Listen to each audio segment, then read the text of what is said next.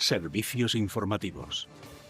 Tiene razón el independentismo cuando lo recuerda. Tiene razón Puigdemont, como también la tiene el presidente Pere Aragonés cuando dicen que ellos son más creíbles que el presidente del gobierno. Tienen razón, la tienen.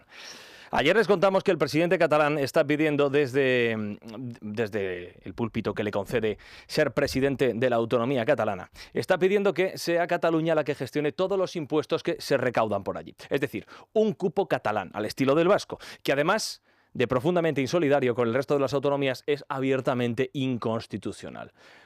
¿Por qué se lo piden a Pedro Sánchez? Bueno, pues porque quedan 2 meses para las elecciones vascas, esto en primer lugar, pero sobre todo porque es Pedro Sánchez, esto ya lo recordamos ayer, el que se lo ha firmado en un papel negro sobre blanco a Puigdemont en el pacto de investidura.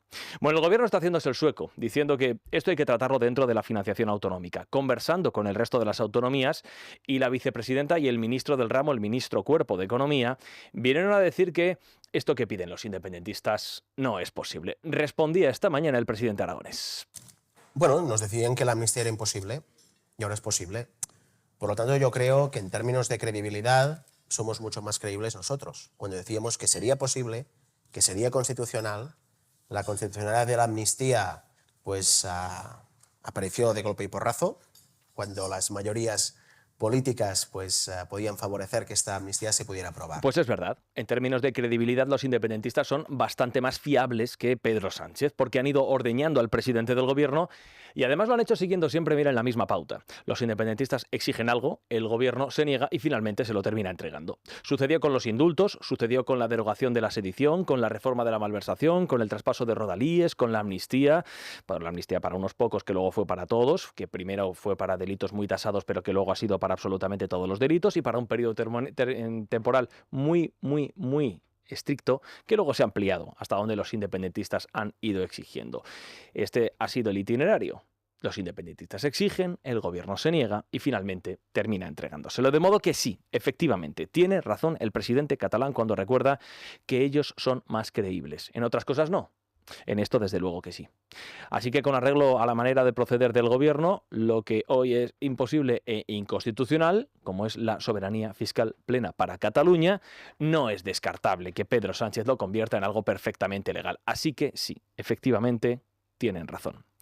Y si ella no fuera la que más contribuye en la actualidad al descrédito parlamentario, al desorden y a la desvergüenza en la que se ha convertido el Congreso de los Diputados y en la que con su colaboración indispensable han convertido las sesiones de control de todos los miércoles, pues Francina Armengol también tendría toda la razón. La tendría, la presidenta del Congreso de los Diputados, que esta mañana ha dicho esto otro. La gente que nos está escuchando, los ciudadanos a los que servimos, no se merecen esto. Por favor, un poco de decoro a la Cámara Parlamentaria. Aquí aplaudían todos los diputados, aplaudían todos, decimos, porque cada grupo considera indecoroso, pero solamente lo que hace el de enfrente, claro. Miren, la sesión de control era antaño un instrumento honorable en el que los distintos partidos de la Cámara preguntaban al gobierno por su trabajo. Ejercían la labor de control al gobierno de España. Con Pedro Sánchez esto desde hace ya bastante tiempo ha cambiado. La sesión de control es un acto desvergonzado, donde la oposición hace preguntas y el gobierno se dedica a ignorar lo preguntado y utiliza su turno para leer un papel desacreditando a quien hace la pregunta.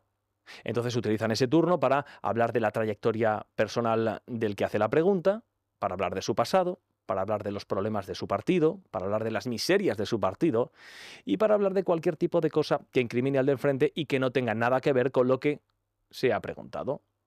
Así que los que sea, con tal de no responder. Por ejemplo, el presidente del gobierno ha tenido hoy que responder a una pregunta de Alberto Núñez Feijóo. La pregunta era, y con esta se abría la sesión de control: ¿cree usted que gobernar consiste en vivir en la Moncloa? Respuesta del presidente. Muchas gracias, señora presidenta. Buenos días, señor Feijóo. Efectivamente, gobernar no es vivir en la Moncloa, como tampoco vivir en 2 pisos valorados en más de 2 millones de euros, pagados en buena medida por el fraude fiscal. Te preguntan una cosa, respondes con Ayuso. Total, ¿qué más dará? La presidenta madrileña no está en el Congreso de los Diputados, pero no importa, porque Pedro Sánchez no solamente ha hablado una vez de ella, también lo ha hecho una segunda. Sobre la colaboración con la justicia, ustedes, señoría, pero si lo que han hecho ha sido, en el caso Ayuso, señalar a la Fiscalía, señalar a la Agencia Tributaria y señalar a los medios de comunicación. No tenía nada que ver con el objeto de la pregunta, pero el presidente del gobierno ha sacado a Ayuso. En 2 ocasiones, no, en 3. En 3. No hay 2 sin 3, ya lo saben. Así que como la presidenta del Congreso lo permite, pues el presidente ha vuelto a insistir. plante cara a la corrupción en su partido. Exíjale la dimisión a la señora Ayuso como presidenta de la Comunidad de Madrid. Pues todo esto a Alberto Núñez Feijóo en una pregunta. 3 veces, 3 menciones a Ayuso en solamente una pregunta, una interpelación parlamentaria. A esto ha quedado reducida la sesión de control a la oposición. Las preguntas a María Jesús Montero han sido, por ejemplo, la primera: ¿cuál fue la primera compañía rescatada por el gobierno en 2020? Y en su respuesta, oiga, ¿a qué no saben ustedes quién ha aparecido? Es evidente que no hay que ser un lince para saber, en torno de Ayuso y fraude, comisiones por las mascarillas. Segunda pregunta a María Jesús Montero: ¿por qué ha renunciado el gobierno a aprobar los presupuestos generales del Estado? ¿A qué no saben ustedes? ¿Responsabilidades a la señora Ayuso? ¿Son cómplices de esa situación o es que le da miedo al señor Feijóo acabar como el señor Casado? Iba a decir, ¿a que no saben ustedes quién ha aparecido? Pues sí, efectivamente, Isabel Díaz Ayuso. Tercera pregunta. Esta no la ha hecho el Partido Popular, esta la ha hecho a Vox. Es la tercera pregunta, María Jesús Montero. ¿Qué medidas va a adoptar el Ministerio de Hacienda para combatir la corrupción? ¿A que no saben ustedes quién ha aparecido? No le he escuchado a usted pedir ninguna explicación a la presidenta Ayuso, exigir su dimisión.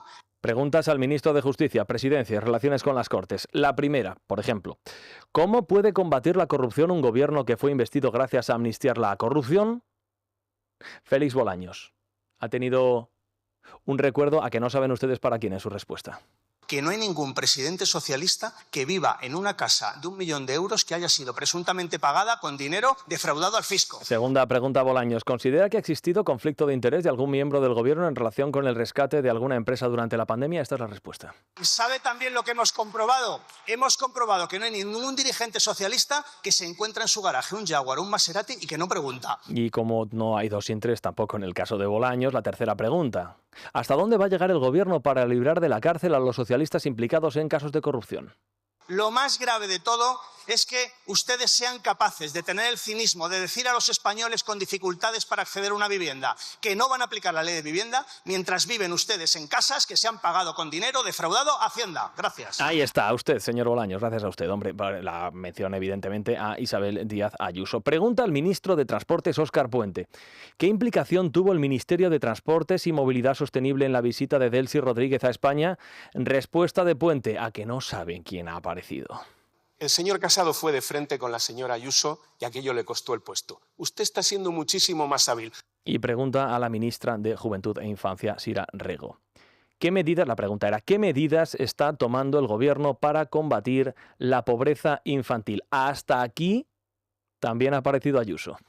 Y ustedes, por ejemplo, la señora Ayuso, recorte en un 81% la renta mínima. Eso no ayuda a erradicar la pobreza infantil. Pues Ayuso por aquí, Ayuso por allí. Y miren, en el ánimo de desgastar a la presidenta madrileña, lo que están haciéndole es un monumento, porque lo que están haciendo es consolidarla a la presidenta madrileña. Cuando tú te dedicas a pedir sistemáticamente la dimisión de un líder político, en este caso Isabel Díaz Ayuso, y ese líder político no dimite, pues entonces tendrás que empezar a asumir que estás fracasando, al menos en la política de comunicación, porque no te está haciendo caso. Luego el gobierno se queja de que en el Congreso de los Diputados y en la conversación pública en general no se hable de los temas que realmente interesan a los ciudadanos. Así que efectivamente, señor Armengol, efectivamente. La gente que nos está escuchando, los ciudadanos a los que servimos, no se merecen esto. Por favor, un poco de decoro a la Cámara Parlamentaria. ¿Y qué va a hacer la presidenta del Congreso de los Diputados para evitar esto, que tiene lugar todos los miércoles de forma sistemática en el Congreso? Pues lo que va a hacer es nada. No va a hacer absolutamente nada. Y la semana que viene volveremos a ver exactamente lo mismo. Miren, el problema no es solo que cobren buenos sueldos por hacer esto que no forma parte de su trabajo, aunque ellos crean que sí forma, en realidad no forma. El problema no es que dediquen tiempo a cosas improductivas como criticarse constantemente, que también y que tampoco forma, evidentemente, de su trabajo. El problema es que esto sea lo único que hagan, porque es todo lo que pueden aportar a la sociedad a la que sirven. Es noticia. Con Juan Pablo Polvorinos. Es radio.